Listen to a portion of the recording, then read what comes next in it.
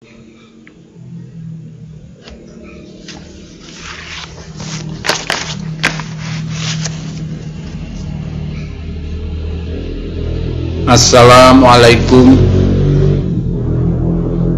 warahmatullahi wabarakatuh. Alhamdulillahirabbil alamin. Wabihi nasta'in wala mridunya wadin. Wassalatu wassalam asrofil anbiya mursalin Sayyidina wa maulana Muhammadin wa ala alihi washabi ajmain amma ba'du. Yang kami hormati dan kami cintai anak-anakku peserta didik baru SMA Negeri 1 Cawas tahun pelajaran 2020-2021.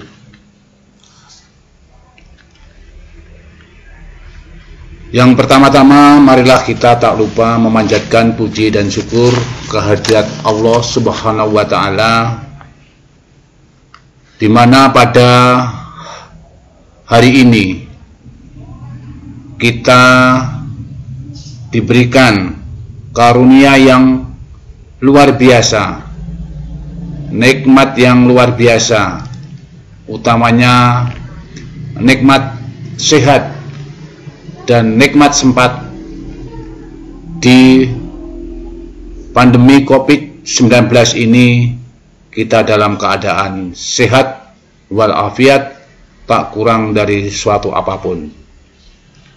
Maka dari itu, marilah kita lapalkan hamdalah, alhamdulillahirabbil alamin. Anak-anakku yang kami cintai dan kami banggakan, saya ucapkan selamat datang dan sukses untuk kalian semuanya, di mana kalian mendapatkan tempat pendidikan setingkat lebih tinggi sesuai dengan apa yang menjadi harapan dirimu, orang tuamu. SMA Negeri 1 Cawas adalah SMA yang favorit untuk di wilayah Kabupaten Klaten. Maka dari itu, berbahagialah kalian bisa masuk di SMA Negeri 1 Cawas pada tahun ini. Untuk selanjutnya, anak-anakku semua yang kami cintai dan kami banggakan, pada tahun ini, tahun pelajaran 2020-2021, untuk masa pengenalan lingkungan sekolah berbeda dengan tahun-tahun sebelumnya. Kalau tahun-tahun sebelumnya itu para peserta didik baru ini langsung datang ke sekolah bertatap muka dengan bapak dan ibu guru, ya. Tetapi untuk tahun ini MPLS di SMA Negeri 1 Cawas khususnya dan umumnya di wilayah Kabupaten Klaten ini dilakukan secara daring. Mengingat situasi dan kondisi pada saat ini, COVID-19 masih berada di sekitar kita, sehingga kita perlu berhati-hati, ya, perlu waspada, supaya kelangsungan hidup kita, kesehatan kita tetap terjaga dengan baik. Anak-anakku yang kami cintai dan kami banggakan, sebelum saya menyampaikan materi tentang bahaya narkoba, anti radikalisme, dan anti korupsi, perlu saya perkenalkan diri dengan kalian semuanya. Nama saya adalah Mulyana. Jadi nama yang cukup singkat, ya, nama yang cukup singkat. Ini adalah nama yang diberikan oleh orang tua saya. Dengan harapan dengan nama ini semoga kelak hidup ini menjadi orang yang berbudi dan mulia. Karena apa? Tugas orang tua yang pertama adalah memberikan nama yang baik kepada putra-putrinya. Itu adalah kewajiban pertama sebagai orang tua. Sedangkan kewajiban orang tua yang kedua, seperti yang kalian sekarang jalani ini, adalah mengenyam pendidikan. Karena pendidikan ini nanti akan menjadikan kalian mempunyai karakter yang luhur, ya, karakter yang terpuji. Dengan karakter yang luhur, karakter yang baik, ya, kalian menjadi orang yang cerdas, terampil dan takwa, sehingga memberikan manfaat pada dirimu, keluargamu, nusa dan bangsa, yang bermanfaat dunia dan akhirat. Anak-anakku semuanya yang kami cintai dan kami banggakan, ya, melanjutkan dari perkenalkan saya tadi, ya, keluarga saya ini dengan jumlah 4 personil, ya, anak 2, semuanya perempuan, ya, yang pada tahun ini juga masuk di bangku SMA. Nah, lalu rumah saya ini jauh dari tempat ini, yang kurang lebih 20 km dari tempat ini ke arah barat, yang tepatnya di Gantiwarna, Klaten, ya. Yang dulu pada tahun 2006 Gantiwarna Klaten, ya, ini menjadi pusat gempa yang hebat, ya, pusat gempa yang hebat. Mungkin kalian baru berumur 1 tahun, ya, atau 1,5 tahun, jadi masih balita, ya. Jadi kalian belum tahu persis seperti apa gempa tektonik itu. Nah, itu sedikit perkenalan dari diri kami, ya, sebagai pengantar, ya. Semoga besok kalian ketika masuk di SMA Negeri 1 Cawas ini bisa mengenali Bapak dan Ibu guru dengan baik. Anak-anakku yang kami cintai dan kami banggakan, mengapa bahaya narkoba, anti radikalisme, dan anti korupsi ini adalah penting untuk disampaikan kepada para peserta didik baru. Kalian sudah mengetahui, ya, sudah mendengar apa itu narkoba, apa itu radikalisme, apa itu korupsi.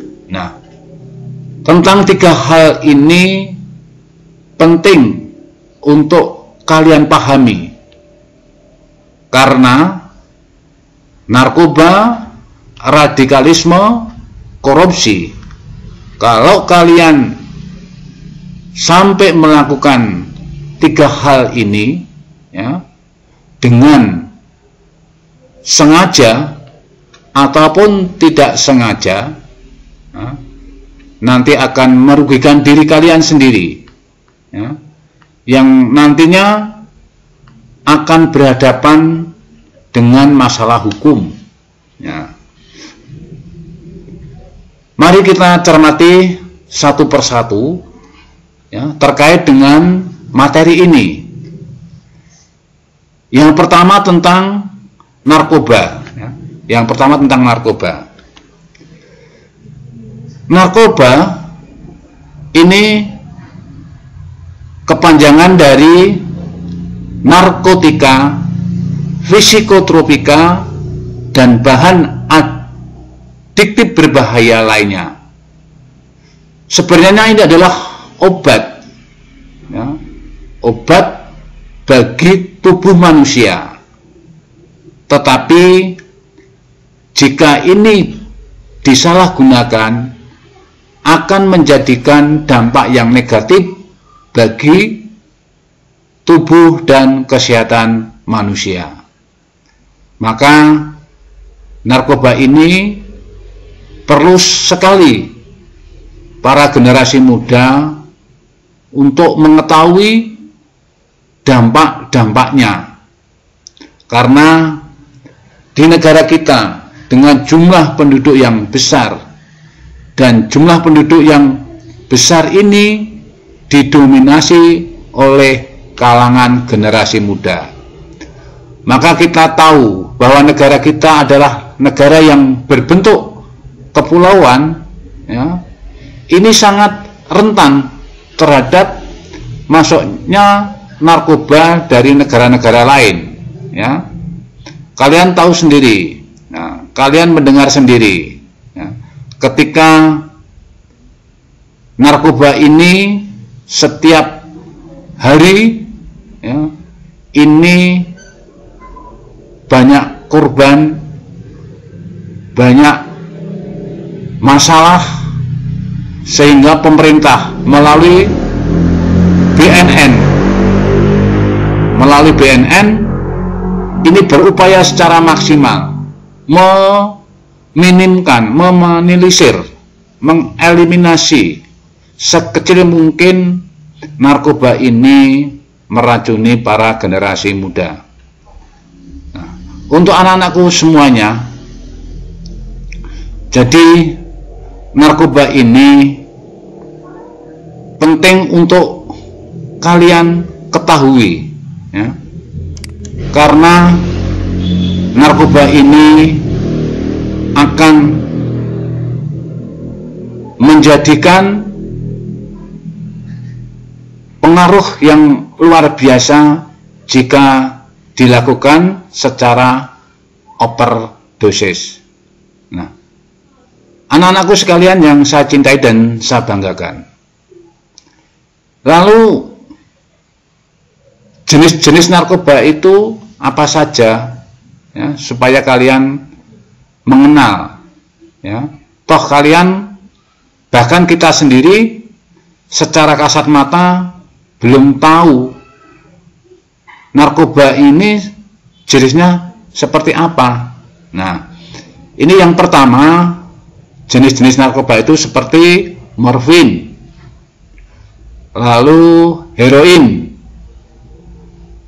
ada juga ganja, ada kokain, ada juga LSD atau lysergic acid. Nah, ini yang berupa kapsul. Nah, anak-anakku yang kami cintai dan kami banggakan, nah, ini adalah jenis-jenis narkoba yang sudah secara umum kalian mendengar. Untuk yang berikutnya, seperti apa gejala-gejala orang yang sudah kena narkoba? Nah, ini ada gejala-gejalanya.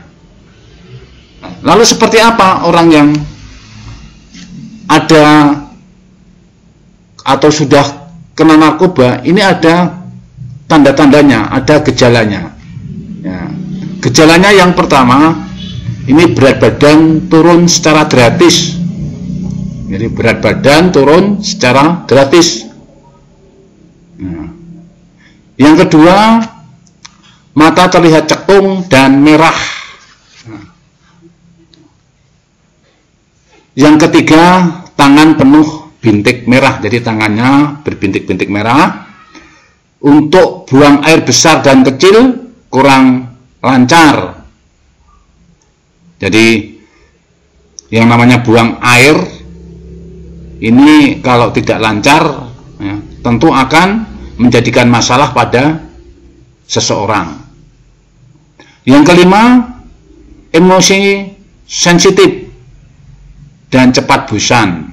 Jadi emosinya sensitif, artinya apa ya, istilahnya itu mudah marah, tidak terkendali. Ya, emosi, perasaannya, emosi itu pengendalian dirinya tidak stabil. Yang keenam, nafsu makan tidak menentu. Jadi nafsu makannya ini tidak menentu. Ya. Jadi yang biasa itu orang pada umumnya ya, makan itu ya teratur ya, ya. Pagi, siang, malam. Nah. Yang ketujuh, malas. Jadi malas. Jadi dan melupakan tanggung jawab. Nah, orang kalau sudah malas dan melupakan tanggung jawab, ini akan merugikan banyak orang. Ya. Nah. Yang kedelapan, menjadi mudah tersinggung dan cepat marah. Nah, ini gejala-gejala orang yang sudah kena narkoba. Yang kesembilan, perubahan sikap dan kepribadian. Nah, sikapnya ini berubah cepat. Nah, jadi karena sikap dan kepribadian ini merupakan jati diri manusia. Nah, kalau manusia jati dirinya sudah tidak stabil, nah ini nanti akan mudah orang itu tidak terkontrol. Tujuan hidup mereka tidak jelas ya. Karena apa? Sikap dan kepribadian ini penting ya, sebagai manusia untuk tetap konsisten ya. Nah, maka gejala narkoba ini tentu akan menjadikan orang supaya bisa mengetahui ya, kalau sudah diketahui gejala-gejalanya, nanti ada tindakan pengobatannya. Yang ke-10, menurunnya kedisiplinan. Jadi disiplin ini mutlak bagi manusia ya. Ini penting karena tanpa disiplin tentu orang untuk mencapai tujuan ini nanti akan terhambat, nah, bahkan gagal dalam mencapai tujuan hidup, karena yang namanya kedisiplinan ini harus melekat pada diri seseorang dan harus betul-betul ditaati. Nah, inilah anak-anakku semuanya, orang yang kena narkoba, ini gejala-gejalanya, ini yang saya paparkan ada 10 indikator dan ini perlu kalian ketahui. Untuk selanjutnya, ini sesuai dengan materi kita, yaitu tentang bahaya narkoba dan dampak pada hidup dan kesehatan.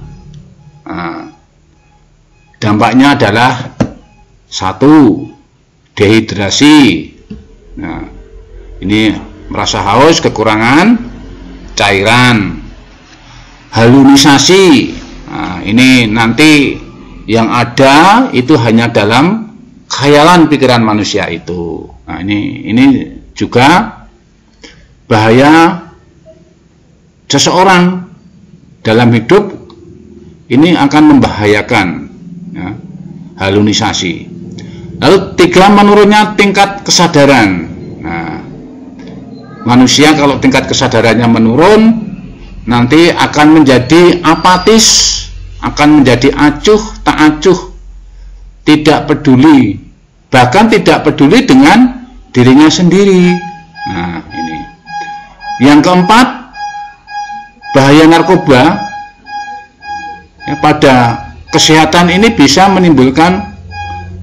mengakibatkan kematian. Nah,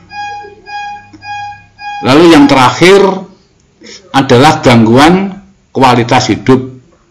Nah, inilah bahaya narkoba pada hidup dan kesehatan. Ini jelas-jelas sangat negatif, sangat merugikan, sehingga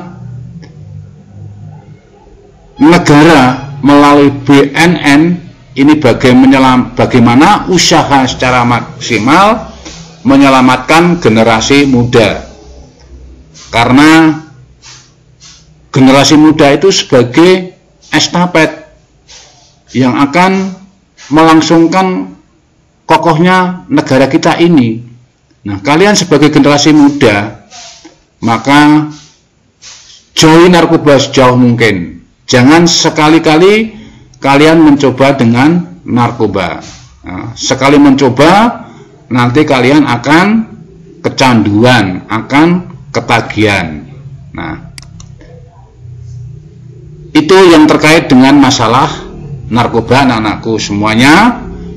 Sekarang kita lanjutkan yang kedua, yaitu tentang anti korupsi. Anak-anakku yang kami cintai dan kami banggakan, kalian tentu mendengar,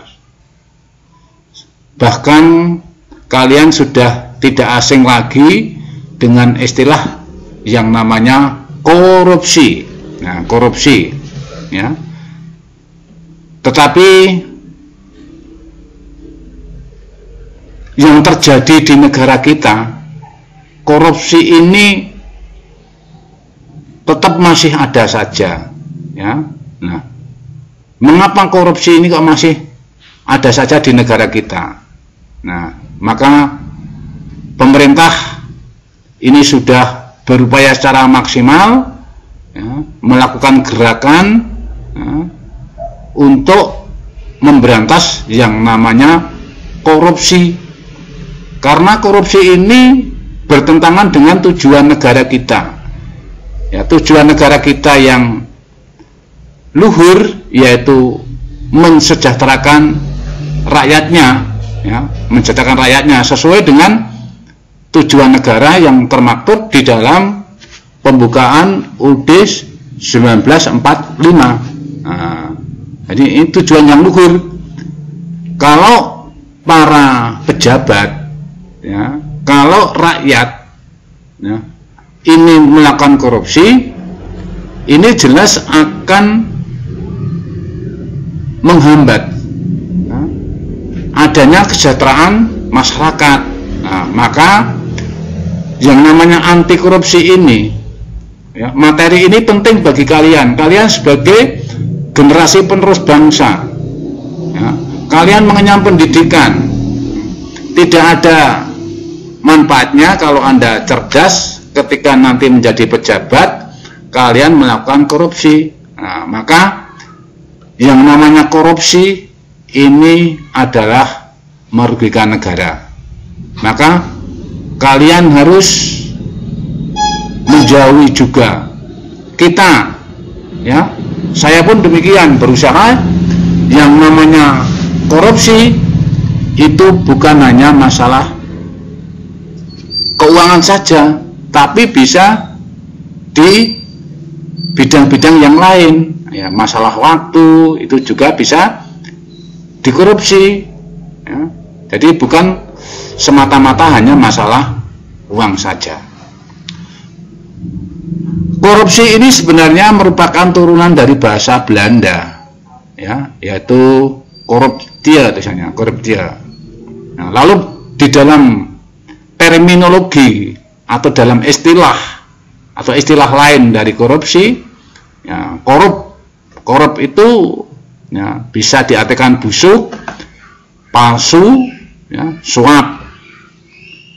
Juga dalam terminologi yang lain, ya, ini suka menerima uang sogok, menyelewengkan uang perusahaan, ya, uang negara, menerima uang dengan menggunakan jabatan untuk kepentingan pribadi. Nah, lalu juga terminologi yang lain, masalah korup itu adalah sebuah kebejatan, ketidakjujuran, tidak bermoral, penyimpangan dari kesucian. Anak-anakku yang kami cintai dan kami banggakan, ya, kalian ini sebagai orang muda, maka gunakan waktu kalian ini untuk belajar dengan baik, ya. Jadi pahami ketika kalian belajar, oh, korupsi ini merugikan banyak orang, maka korupsi ini harus dijauhi, korupsi ini harus diberantas. Begitu pentingnya memberantas korupsi, sehingga kalian besok suatu saat, ya, menjadi orang yang diberi amanah dari orang lain, ya, apalagi kalian menjadi pejabat negara, benar-benar Anda, ya, kalian ini anti korupsi. Ya. Ya, kita lanjutkan untuk anak-anakku sekalian yang kami cintai dan kami banggakan, ya. Jadi korupsi ini juga mempunyai tingkatan-tingkatan. Nah, ini yang pertama, material, benefit, ya, mendapatkan keuntungan material yang bukan haknya melalui kekuasaan. Nah, jadi ini dengan kekuasaan orang itu akan bisa melakukan korupsi material. Yang kedua, penyalahgunaan kekuasaan. Ya, jadi penyalahgunaan kekuasaan ini memungkinkan sekali, ya, orang akan melakukan penyimpangan, ya, orang akan menyalahgunakan kekuasaan, ya, misalkan sebagai kepala desa, sebagai camat, sebagai bupati, sebagai gubernur, sebagai menteri, ya, dan sebagainya. Jadi ketika orang itu mempunyai kekuasaan, nah, ini potensi akan melakukan korupsi sangat besar, ya, ya, kekuasaan. Untuk yang berikutnya, ini adalah betrayal of trust, pengkhianatan kepercayaan. Nah, kalau dalam agama, pengkhianatan ini disebut orang itu sebagai munafik. Nah, padahal yang namanya munafik ini sangat merugikan manusia, ya. Nah, dikasih kepercayaan, dia mengkhianati. Ini namanya munafik. Nah, orang munafik ini sangat berbahaya, ya, sangat berbahaya. Nah, untuk selanjutnya, anak-anakku semuanya yang saya cintai dan saya banggakan, ya, lalu apa dampak korupsi ini bagi negara? Ya, negara kita ini yang setiap hari, yang setiap tahun, yang namanya pembangunan ini harus berkelanjutan. Maka kalau di dalam kehidupan berbangsa dan bernegara ini banyak orang yang melakukan korupsi, maka akan menghambat pembangunan dan kegiatan usaha. Lalu yang kedua, setiap kegiatan perekonomian ini banyak yang melewati pintu-pintu korupsi. Yang ketiga, perkembangan kegiatan usaha terhambat, pengangguran makin banyak. Nah, yang keempat, pendidikan dan kesehatan menjadi mahal. Nah, ini adalah yang terkait dengan masalah korupsi. Yang terakhir adalah anti radikalisme. radikalisme ini adalah suatu paham atau aliran yang radikal dalam politik. Jadi yang kedua, paham atau aliran yang menginginkan perubahan atau pembaharuan sosial dan politik dengan cara kekerasan. Yang ketiga, sikap ekstrim dalam politik. Nah, anak-anakku sekalian, kalian sering yang namanya kata-kata radikalisme ini tidak asing di telinga kalian. Jadi yang namanya isme itu adalah sebuah paham. Paham itu apa? Ya, golongan pemikiran orang yang sepaham.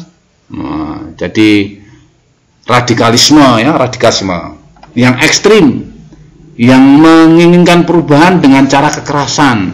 Nah, ini di negara kita ini sangat berbahaya kalau sampai radikalisme ini bertumbuh kembang dengan cepat.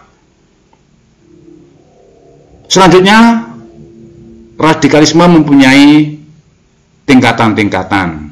Ya. Tingkatan yang pertama, keyakinan. Apa itu radikalisme yang terkait dengan keyakinan? Itu menilai orang lain itu kafir ya, dalam agama istilahnya. Jadi yang benar itu saya sendiri. Nah, ini berbahaya karena negara kita itu adalah negara yang berlandaskan agama. Di negara kita ini agama ini ada banyak, ada Islam, ada Hindu, ada Kristen, ada Buddha. Jadi perlu toleransi beragama. Yang kedua, tindakan. Ya, radikalisme dalam tindakan ini menghalalkan segala cara. Nah, jadi kalau orang sudah menghalalkan segala cara, ini akan merusak tatanan hidup dan kehidupan dalam berbangsa dan bernegara. Yang terakhir yaitu radikalisme politik. Ini artinya apa? Ingin mengganti ideologi negara kita. Ideologi negara kita adalah Pancasila. Ini ingin diganti. Nah, ini adalah tingkatan-tingkatan radikalisme. Nah, demikianlah anak-anakku semuanya yang saya cintai dan saya banggakan. Materi yang saya sampaikan pada hari ini yang terkait dengan materi bahaya narkoba, anti korupsi, anti radikalisme. Sebagai penutup, ya, maka jauhilah narkoba, jauhi korupsi, musuhi radikalisme. Ya, sekian, kurang lebihnya saya mohon maaf. Terima kasih. Selamat mengikuti MPLS dengan cara daring. Semoga kalian tetap semangat. Saya doakan kalian tetap sehat selalu. Ya. Semoga Allah selalu memberikan taufik, hidayah, inayah kepada kalian semua. Akhir kata, akhirul kalam, wassalamualaikum warahmatullahi wabarakatuh.